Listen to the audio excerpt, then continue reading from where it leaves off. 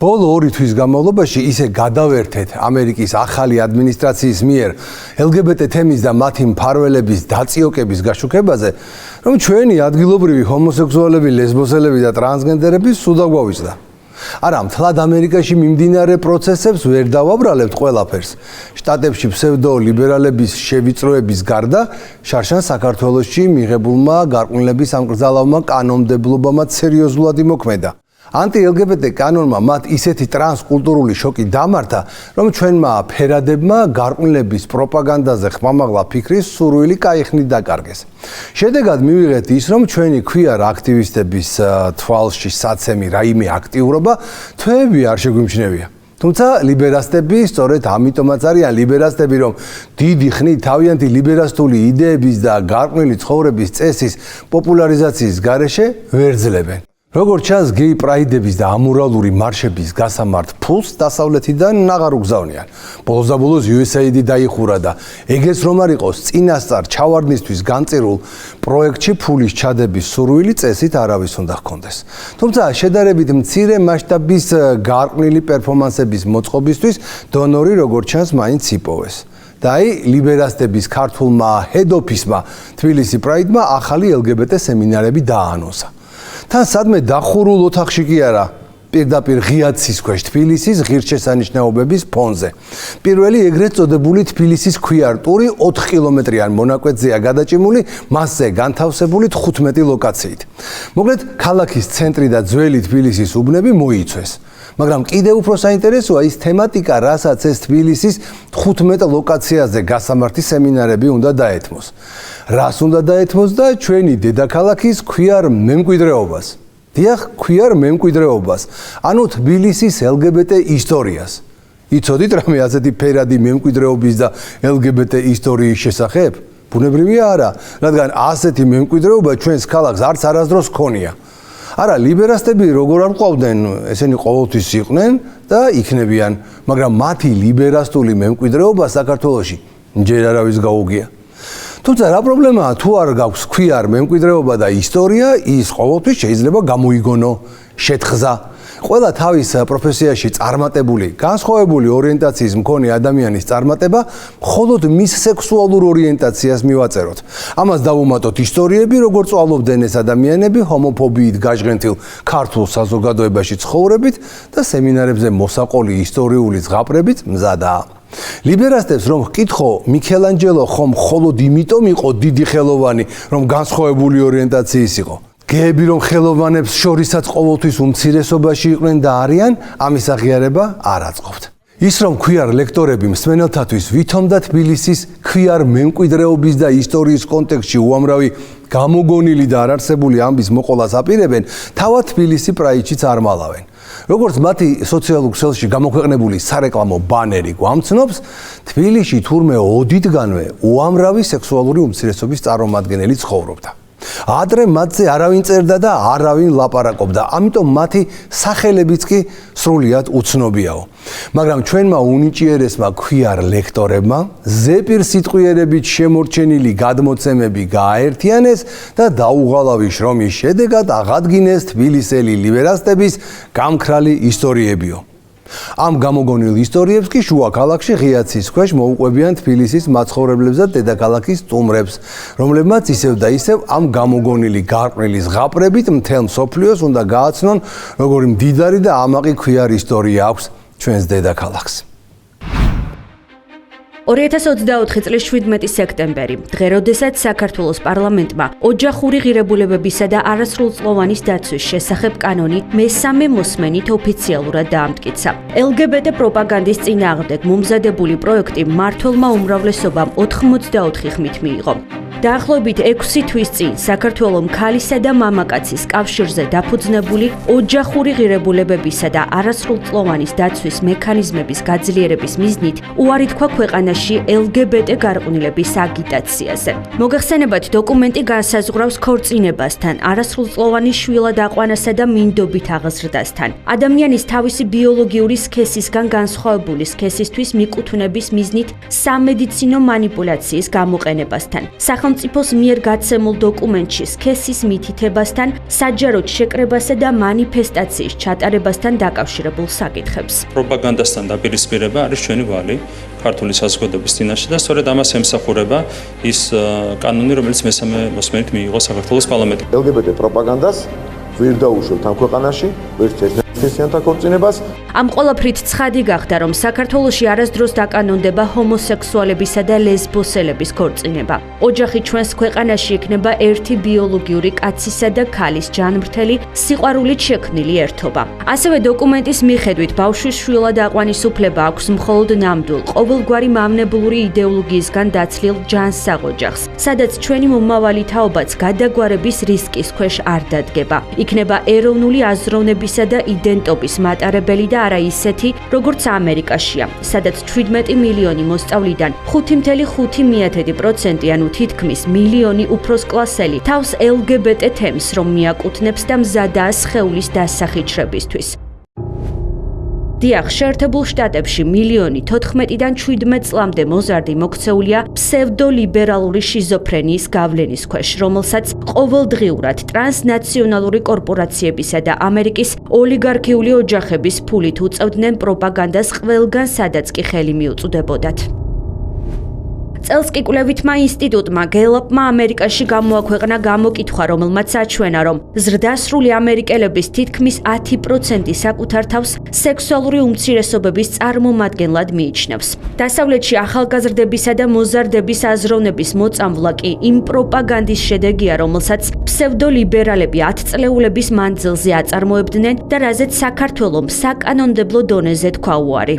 არ მეგონა, რომ თითქმის 100%-იან მაჩვენებელს ასე სწრაფად მივაღწევდით, თუმცა ბევრი არც არაფერი დარჩა. ვფიქრობ, ამ მაჩვენებელსაც სულ რამდენიმე წელიწადში მივაღწევთ. თუმცა ჩვენ ვფიქრობდით, რომ ეს მოხდებოდა რამდენიმე ათეული წლის შემდეგ. ჩვენ საკმაოდ სწრაფად მივუახლოვდით 1-დან 10%-იან მაჩვენებელს, რაც საკმაოდ დიდი ნახტომია.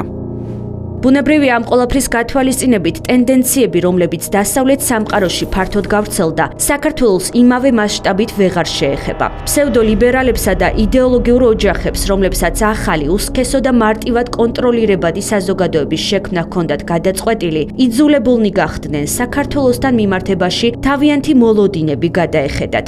ფაქტი ახალი ადამიანის გამოსაყვანად საქართველო როგორც ლაბორატორია აღარ გამოდგება. ორმა ისტორიულმა კანონმა ქართულ ფსევდოლიბერალებს გეი მარშებისა და LGBT მსვლელობების ხალისი აშკარად დააკარგვინა. გამჭვირვალობის კანონმა როგორც ჩანს პირველ რიგში დონორებს გაუქრო სურვილი ისეთი პროექტები აფინანსონ, რომ შემდეგ მთელმა ქვეყანამ გარყვნილების სპონსორებად მოიხსენიოს. LGBT პროპაგანდის ამკრძალავმა კანონმა კი ქართულ ფსევდოლიბერალებს თითქოს ჩაუკლა ამ მავნებლობის ჩვენს ქვეყანაში გავრცელების მოტივაცია და მათი მოქმედებები მხოლოდ სიტყვიერი მოწოდებებით შემოიფარგლება. ეს კანონი არის ცენზურის კანონპროექტი, ცენზურის კანონი, ჰომოფობიური, სიძულვილის, დისკრიმინაციული კანონია რეალურად, რომელიც აზიანებს ყველას. პირველ რიგში ეს მიემართება queer თემს. მაგრამ მიუხედავად ყველაფრისა, ეს ფარული პროპაგანდისტები, ეგრეთ წოდებული ფერადი ორგანიზაცია თბილისი პრაიდი და მისი არატრადიციული ხელმძღვანელობა არ ისვენებს და რადგან ქართველი გეების, ლესბოსელებისა და ტრანსგენდერების სიამაყის მარშს ვერ აწყობენ და ადამიანებს შორის შუღლის გაღვივებას ვეღარ უწყობენ ხელს, პატარ-პატარა სხვა ღონისძიებებს ამოფარებული გარყვნილებების მოწყობას მაინც ცდილობენ. თბილისი პრაიდს 2010-იან წლებში ჩაეყარა საფუძველი როგორც სექსუალური უმცირესობების უფლებების მხარდამჭერი ორგანიზაცია. მისი მთავარი საქმიანობა და მიზანი საქართველოში პრაიდის აღლუმების ჩატარება და LGBT თემის საჭიროებებზე მორგებული საზოგადოებრივი ცნობიერების მოწამვლა გახლდათ. ბუნებრივია ეს ფერადი ორგანიზაციები LGBT პროპაგანდის ერთ-ერთ მძლავრ მექანიზმად წოდებული ღირსების მარშის გამართვას ვეღარ ახერხებენ. თუმცა სექსუალური უმცირესობების სასარგებლოდ მორგებული ღონისძიებების ჩატარებას და საზოგადოებრივი აზრის ფორმირებისკენ მიმართულ კამპანიებს მაინც აწყობენ. ეს ფარული პროპაგანდისტები ყოველთვიურად ახალ-ახალ ერთგვარ სათემო შეხვედრებს აანონსებენ, სადაც რეგისტრაცია ნებისმიერ მსურველს შეუძლია გაიაროს და ამ მავნებლებთან დიალოგი დაამყაროს ან სხვადასხვა queer აქტივობებში მიიღოს მონაწილეობა.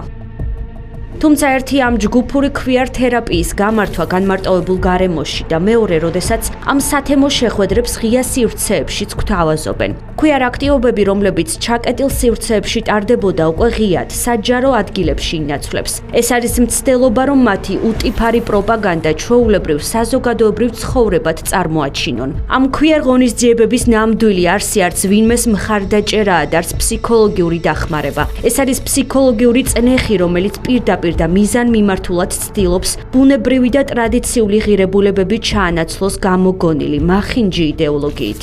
თბილისის ქვიარ ტური გაკეთდა თბილისის მაცხოვრებლებისა და სტუმრებისთვის, ვისთვისაც საინტერესოა ქალაქის ქვიარ მემკვიდრეობა. თბილისში მუდამ ცხოვრობდნენ ადამიანები, რომლებიც სახელმწიფოსა და საზოგადოების მხრიდან დევნის მიუხედავად, მაინც ახერხებდნენ და ემკვიდრებინათ ადგილი ქალაქის მრავალფეროვან თემთა შორის. ჩვენთვის უცნობია მრავალი მათგანის სახელი, თუმცა ბევრმა მაინც მოახერხა დაეტოვებინა მკაფიო კვალი ადგილობრივი საზოგადოებისა და კულტურის განვითარებაში.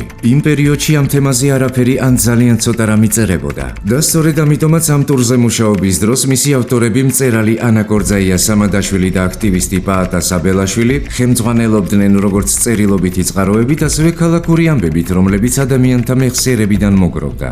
თბილისი პრაიდის სოციალური გვერდიდან ვიგებთ, რომ მორიგი ფსევდოკულტურული ინიციატივა, ეგრეთ წოდებული თბილისის ქვიარ ტური უკვე დაგეგმილია. თუმცა, ქალაქის ქვიარ მემკვიდრეობა არ არსებობს და ვერასდროს იარსებებს.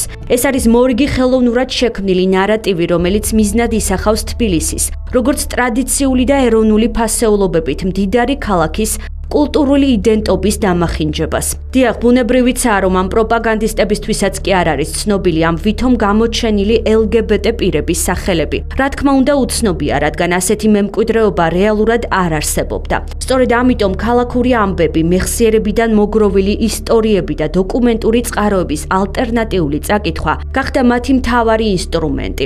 ვინ არიან ქვიარ ადამიანები? ჩვენ ვართ ქვიარ ადამიანები. მე რა.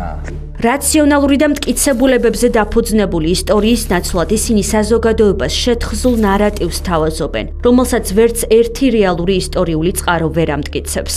ამჯერად LGBT პროპაგანდის მანქანა ახალ საფეხურზე გადადის და ისტორიული მემკვიდრეობის გადაფასებას ცდილობს, რათა ქართულ ხალხს გამოგონილი ქვიარ წარსული თავს მოახვიოს.